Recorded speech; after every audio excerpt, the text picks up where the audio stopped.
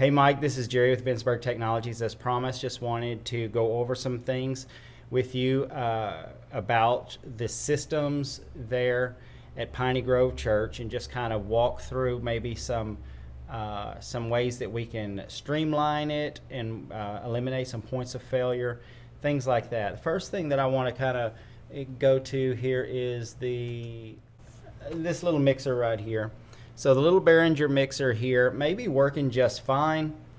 However, the connections from it to at least to the studio monitors are really, really sketchy. When you had stepped out to check the mics and stuff like that, I was trying to route a cable or something like that, or to trace a cable down, and I just made a ton of static. And so I don't know, I didn't check to see if that was actually coming through the ATEM software on the meter, but I know it was really static, and I thought I got it kind of set just right where it wasn't staticking, and just kind of backed away slowly. but that's definitely one of the things. And so I know it's kind of a good idea to have that, to have audio from a laptop source, but then also maybe the audio from the room in there as well. However, it does create a gain structure issue, having mixed audio coming into another mixer.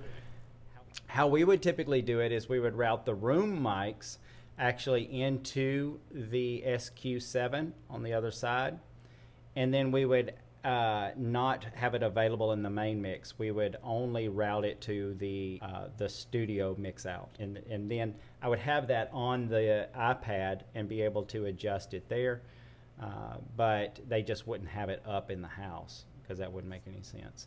But that's how we normally set it up. That way you have everything on the iPad and you're not mixing in two different places. So that's a way to streamline that. Let the Allen and Heath do all of the mixing. Because you have all the mix outs, basically the Allen and Heath SQ7 is 16 mixers in one.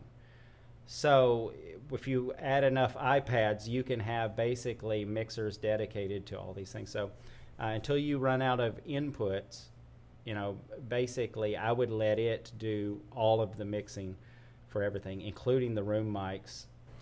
The other thing that I would think about definitely is the and we already talked about this, but the ProPresenter 6 MacBook that is pushing key fill, media, and background music, I suppose, all of that stuff, I would find a way to eliminate that totally. The only way that I can think of to actually eliminate that would be to locate all those files and get it either on a solid-state drive, portable solid-state drive, or a really good flash drive, and pull all that in, and then just get it out of there.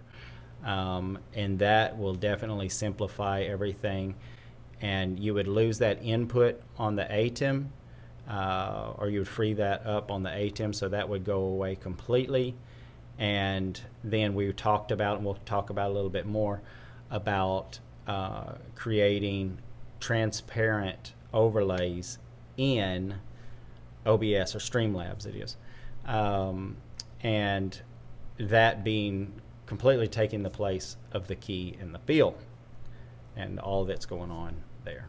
Okay, so the next thing that we can talk about is next to the ATEM. I love this. I've never seen this Stream Bay thing. I guess it's made by Stream Deck. Super cool. I like the way it holds everything like that. I'm definitely going to start putting that in my bids for anything we do like this. So the Stream Deck right now has like 1, 2, 3, 4, 5. I think we've got 5 buttons being used, and so what we need to do is when we get Streamlabs OBS set up properly, then what we will do is assign all of our different scenes for all of our different media and everything that we would normally build into a service, assign all of that to the Stream Deck. You can open up the Stream Deck software on the Mac Mini there that's handling everything, that's handling Streamlabs and everything. Open it up in there.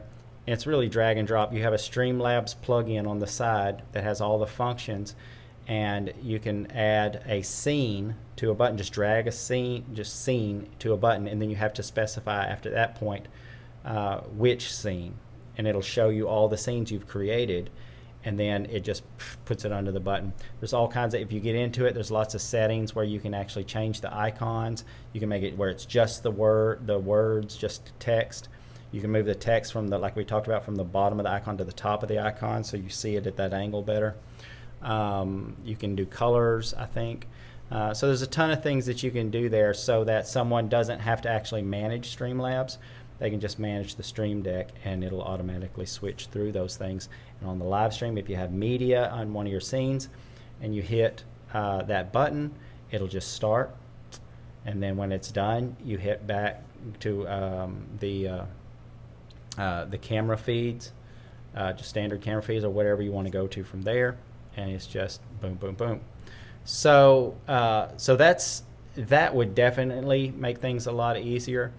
And everything that I'm talking about, you may lose, 1 to 2% of features, but you're going to gain so much more control and reliability in the process. So sometimes I think people pay a big price for a little bit of extra features. So I think at this point, I think we agree that it's about getting our hands around it without sacrificing a lot of performance. The last thing that I want to talk about, once you've collected all of the media and all of the stuff that you need to use in a service, then and bring that into the Streamlabs Mac Mini that's being used for streaming, then I want to show you how to set up, one more time, how to set up new scenes that can be programmed to the Stream Deck. Did I say that right? Stream Deck? I think so. They can be programmed to the Stream Deck, and so that you can just click through them. So I've got Streamlabs here, and I want to just kind of, so this is your Streamlabs right here, and you can see that you got your scenes on the right, your mixer in the middle, and your sources on the left.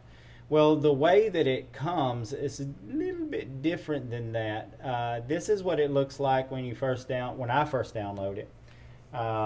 And I've got scenes on the left. This is more like standard OBS.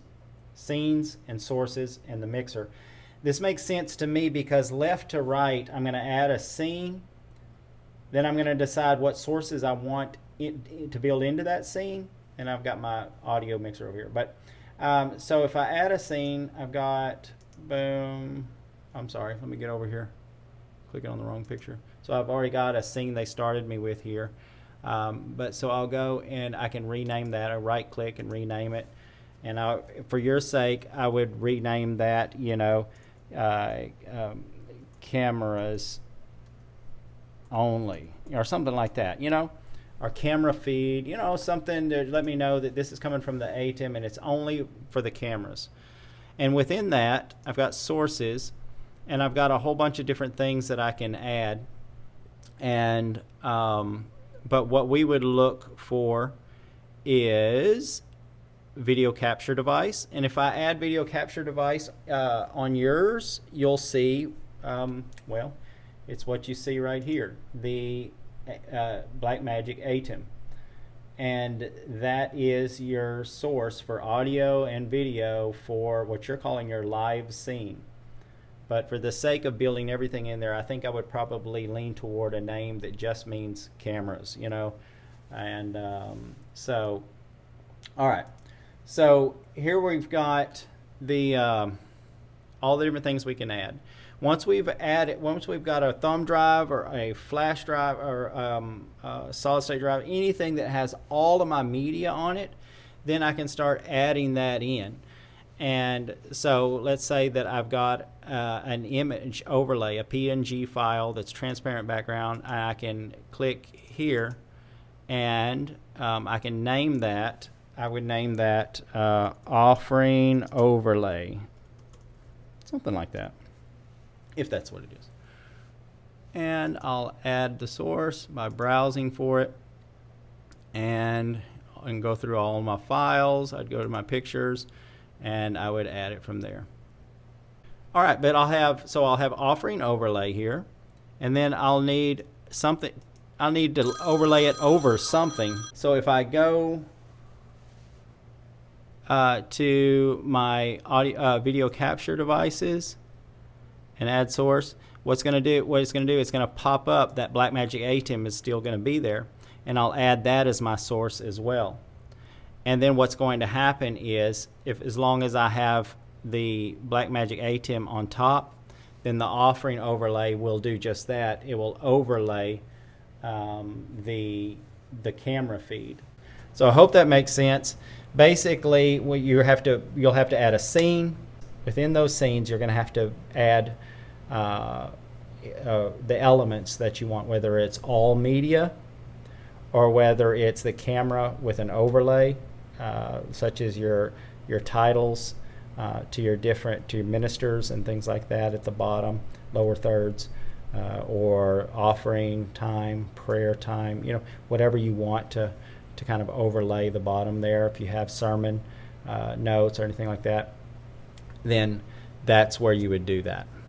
So Mike, thank you so much for getting us involved in this. We really think we can contribute to the overall picture there at Piney Grove. We want the end result here to be what you want it to be. So just let us know how we can help with that. Call me, or you can email me, jerry@bensburg.tech, and I'll respond there. Or if you need us to come out and help you put some of this together, we can do that as well. We appreciate you. God bless you. And if there's anything you need, be sure and let us know.